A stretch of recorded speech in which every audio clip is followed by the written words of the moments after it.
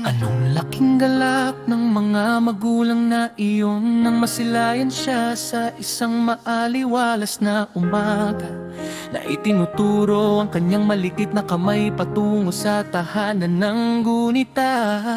At binibigkas ang banal na pangalan ng may likha na mangha. Kinalong nila siya at hinilingin ulitin ng napakadakilang pangalang iyon na tulad ng isang susi sa kaligayahan ay laging nagbubukas ng isang paraiso ng walang hanggang pag-ibig. Ang lahat ng hukbo ng liwanag ay umukod ng may kagalakan ng marinig na binibigkas ng bata ang pangalan ng makalangit na hari. Lumipas ang mga linggo sa paghahandog ng mga bagong biktima sa dambana, at ang maliit na kain na siyang sentro ng pansin at pag-aaruga ng yahabawan. Alaya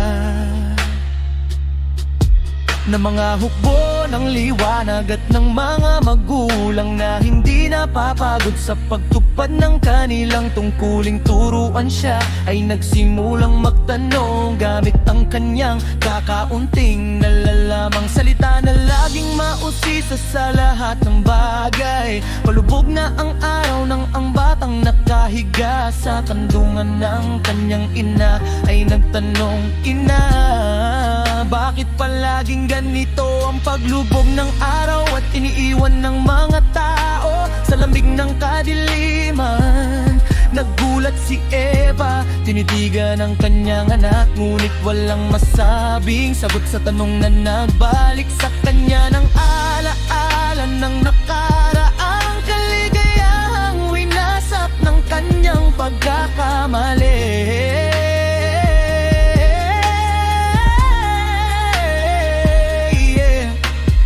Tapos ng ilang sandali ng katahimikan, hinalikan niya ang mukha ng maliit na kain at sinabi, "Anak, isang araw, ang araw ay mananatili na at magdadala sa kanyang sinag ng isang daigdig ng payapang pagkakasundo. Wala ng mga hayop na waaaway, mga maliit na tupang mamamatay sa dambana. Nais ng maliit na kain na madaling makita ang araw na iyon, kaya't sinabi niya sa kanyang ina, Ilang oras ay sisikat ang araw sa paraiso. Pakiusap mo sa kanya na manatili para makapaglaro ako at hindi na muling matulog pa. Sabik na makita ang araw na hindi na magwawakas. Ang maliit na kain ay nakatulog lamang matapos mapangakuan ng kanyang ina na hihilingin nito sa araw na manatili. Isang bagong araw ng nagniningning na araw ang sumilay para kay Cain, na nagdala sa kanyang sinag ng kagalakan at init habang naglalaro sa hardin.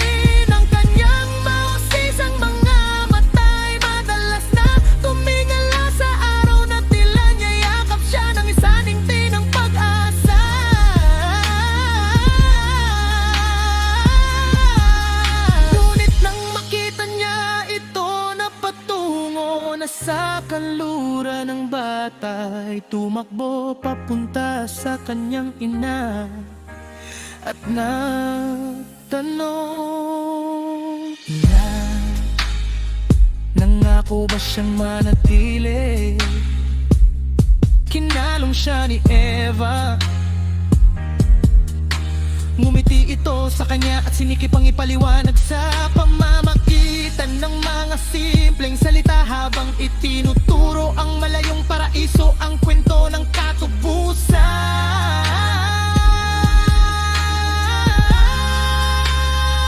Isang araw, ang araw ay mananatili na, ngunit hindi nasiyahan si Cain sa mga salita ng kanyang ina at nawala ng pasensya na maghintay para sa araw na iyon na nasa malayong hinaharap pa. Paulit-ulit niyang sinabi sa pag-iyak, "Gusto ko ang araw ngayon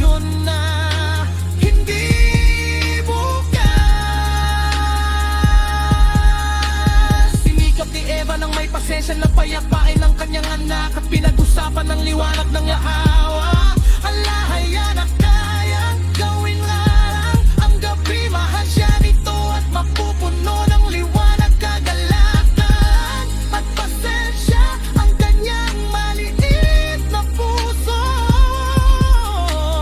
Sa gayon, maaari niyang masayang hintayin ang araw ng kanyang mga ngangga.